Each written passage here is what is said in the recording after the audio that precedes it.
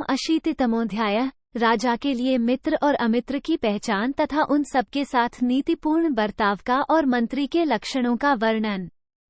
युधिष्ठिर ने पूछा, पितामह, जो छोटे से छोटा काम है उसे भी बिना किसी की सहायता के अकेले मनुष्य के द्वारा किया जाना कठिन हो जाता है, फिर राजा दूसरे की सहायता के बिना महान राज्य का संचालन कैसे कर सकता है? 1।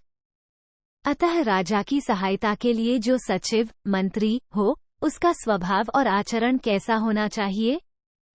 राजा कैसे मंत्री पर विश्वास करे और कैसे पर न करे? 2। भीष्म जी ने कहा, राजन, राजा के सहायक या मित्र 4 प्रकार के होते हैं। 1. सहार्थ, 2. भजमान, 3. सहज और 4. कृत्रिम। 3. सहार्थ मित्र उनको कहते हैं जो किसी शर्त पर एक दूसरे की सहायता के लिए मित्रता करते हैं। अमुक शत्रु पर हम दोनों मिलकर चढ़ाई करें, विजय होने पर दोनों उसके राज्य को आधा आधा बांट लेंगे, इत्यादि शर्तें सहार्थ मित्रों में होती हैं। जिनके साथ परंपरागत वंश संबंध से मित्रता हो वे भजमान कहलाते हैं। जन्म से ही साथ रहने से अथवा घनिष्ठ संबंध होने के कारण जिनमें परस्पर स्वाभाविक मैत्री हो जाती है वे सहज मित्र कहे गए हैं, और धन आदि देकर अपनाए हुए लोग कृत्रिम मित्र कहलाते हैं। इनके सिवा राजा का एक 5वां मित्र धर्मात्मा पुरुष होता है। वो किसी एक का पक्षपाती नहीं होता और न दोनों पक्षों से वेतन लेकर कपट पूर्वक दोनों का ही मित्र बना रहता है। जिस पक्ष में धर्म होता है उसी ओर वह भी हो जाता है, अथवा जो धर्मपरायण राजा है वही उसका आश्रय ग्रहण कर लेता है। ऐसे धर्मात्मा पुरुष को जो कार्य न रुचे वो उसके सामने नहीं प्रकाशित करना चाहिए, क्योंकि विजय की इच्छा रखने वाले राजा कभी धर्म मार्ग से चलते हैं और कभी अधर्म मार्ग से।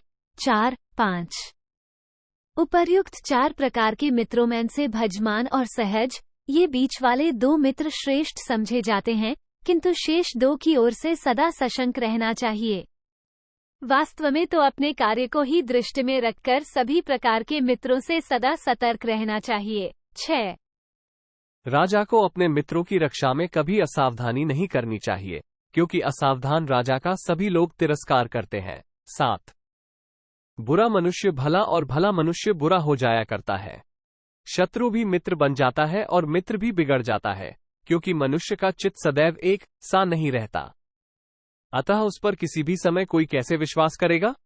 इसलिए जो प्रधान कार्य हो उसे अपनी आंखों के सामने पूरा कर देना चाहिए। 8-9 किसी पर भी किया हुआ अत्यंत विश्वास धर्म और अर्थ दोनों का नाश करने वाला होता है, और सर्वत्र अविश्वास करना भी मृत्यु से बढ़कर है। 10 दूसरों पर किया हुआ पूरा विश्वास अकाल मृत्यु के समान है, क्योंकि अधिक विश्वास करने वाला मनुष्य भारी विपत्ति में पड़ जाता है। वह जिस पर विश्वास करता है उसी की इच्छा पर उसका जीवन निर्भर होता है। इसलिए राजा को कुछ चुने हुए लोगों पर विश्वास तो करना चाहिए, पर उनकी ओर से सशंक भी रहना चाहिए।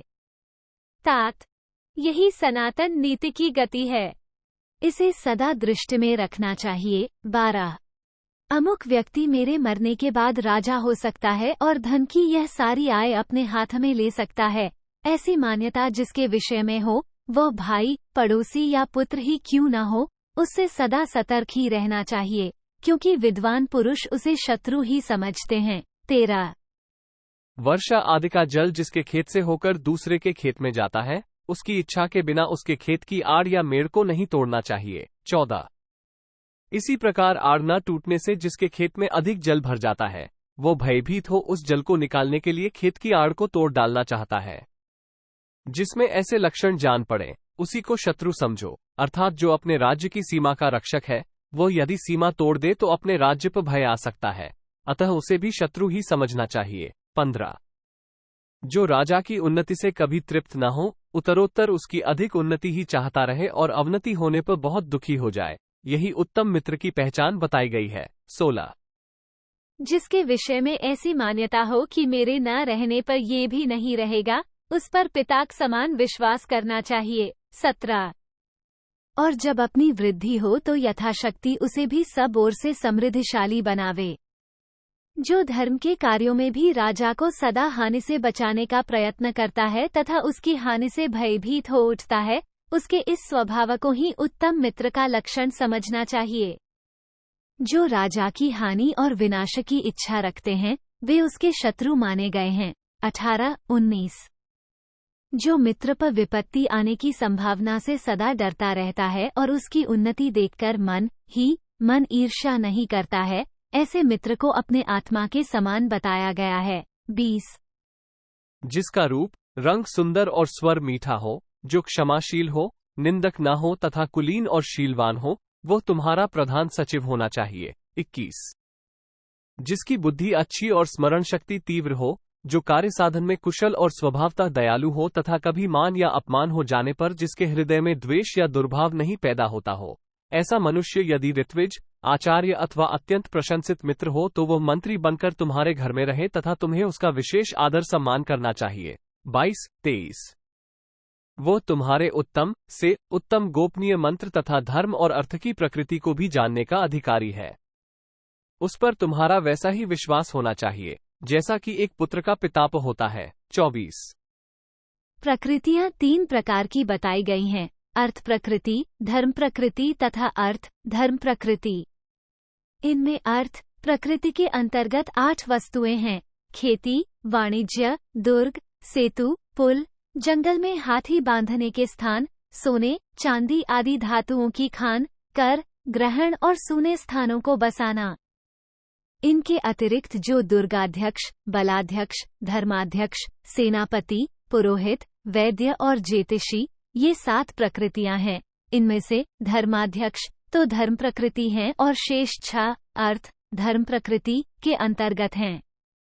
एक काम पर एक ही व्यक्ति को नियुक्त करना चाहिए, 2 या 3 को नहीं, क्योंकि वे आपस में एक दूसरे को सहन नहीं कर पाते। एक कार्य पर नियुक्त हुए अनेक व्यक्तियों में प्रायः सदा मतभेद हो ही जाता है। जो कीर्ति को प्रधानता देता है और मर्यादा के भीतर स्थित रहता है, जो सामर्थ्यशाली पुरुषों से द्वेष और अनर्थ नहीं करता है, जो कामना से, भय से, लोभ से अथवा क्रोध से भी धर्म का त्याग नहीं करता, जिसमें कार्यकुशलता तथा आवश्यकता के अनुरूप बातचीत करने की पूरी योग्यता हो, वही पुरुष तुम्हारा प्रधानमंत्री होना चाहिए। 26-27। जो कुलीन, शील संपन्न, सहनशील, झूठी आत्मप्रशंसा न करने वाले, शूरवीर, श्रेष्ठ, विद्वान तथा कर्तव्य अकर्तव्य को समझने में कुशल हों, उन्हें तुम्हें मंत्री पद पर प्रतिष्ठित करना चाहिए। वे तुम्हारे सभी कार्यों में नियुक्त होने योग्य हैं। उन्हें तुम सत्कार पूर्वक सुख और सुविधा की वस्तुएं देना। इस प्रकार आदरपूर्वक अपनाए जाने पर वे तुम्हारे अच्छे सहायक सिद्ध होंगे। 28-29। इन्हें इनकी योग्यता के अनुरूप कर्मों में पूरा अधिकार देकर लगा दिया जाए तो ये बड़े बड़े कार्यों के साधन में तत्पर हो राजा के लिए कल्याण की वृद्धि कर सकते हैं, क्योंकि ये सदा परस्पर होड़ लगाकर कार्य करते हैं और एक दूसरे से सलाह लेकर अर्थ की सिद्धि के विषय में विचार करते रहते हैं। 31। युधिष्ठिर, तुम अपने कुटुंबीजनों से सदा उसी प्रकार भय मानना जैसे लोग मृत्यु से डरते रहते हैं। जिस प्रकार पड़ोसी राजा अपने पास के राजा की उन्नति देख नहीं सकता, उसी प्रकार एक कुटुंबी दूसरे कुटुंबी का अभ्युदय कभी नहीं सह सकता। 32। महाबाहो, जो सरल, कोमल स्वभाव वाला, उदार, लज्जाशील और सत्यवादी है, ऐसे राजा के विनाश का समर्थन कुटुंबी के सिवा दूसरा नहीं कर सकता। 33। जिसके कुटुंबी या सगे संबंधी नहीं है, वो भी सुखी नहीं होता, इसलिए कुटुंबीजनों की अवहेलना नहीं करनी चाहिए। भाई, बंधु या कुटुंबीजनों से रहित पुरुष को दूसरे लोग दबाते रहते हैं। 34। दूसरों के दबाने पर उस मनुष्य को उसके सगे भाई, बंधु ही सहारा देते हैं। दूसरे लोग किसी सजातीय बंधु का अपमान करें तो जाति, भाई उसको किसी तरह सहन नहीं कर सकते हैं। 35। यदि सगे संबंधी भी किसी पुरुष का अपमान करें तो उसकी जाति के लोग उसे अपना ही अपमान समझते हैं। इस प्रकार कुटुंबीजनों में गुण भी हैं और अवगुण भी दिखाई देते हैं। 36। दूसरी जाति का मनुष्य न अनुग्रह करता है न नमस्कार। इस प्रकार जाति भाइयों में भलाई और बुराई दोनों देखने में आती हैं। 37। राजा का कर्तव्य है कि वह सदा अपने जातीय बंधुओं का वाणी और क्रिया द्वारा आदर सत्कार करे। वह प्रतिदिन उनका प्रिय ही करता रहे, कभी कोई अप्रिय कार्य न करे। 38। उन पर विश्वास तो न करे, परंतु विश्वास करने वाले की ही भांति सदा उनके साथ बर्ताव करे। उनमें दोष है या गुण, इसका निर्णय करने की आवश्यकता नहीं दिखाई देती है। 39। जो पुरुष सदा सावधान रहकर ऐसा बर्ताव करता है, उसके शत्रु भी प्रसन्न हो जाते हैं और उसके साथ मित्रता का बर्ताव करने लगते हैं। 40। जो कुटुंबी, सगे, संबंधी, मित्र, शत्रु तथा मध्यस्थ व्यक्तियों की मंडली में सदा इसी नीति से व्यवहार करता है, वो चिरकाल तक यशस्वी बना रहता है। 41। इति श्रीमहाभारते शान्तिपर्वणि राजधर्मानुशासनपर्वणि 80तमोऽध्यायः। 80। इस प्रकार श्री महाभारत शांति पर्व के अंतर्गत राजधर्मानुशासन पर्व में 80वां अध्याय पूरा हुआ। 80।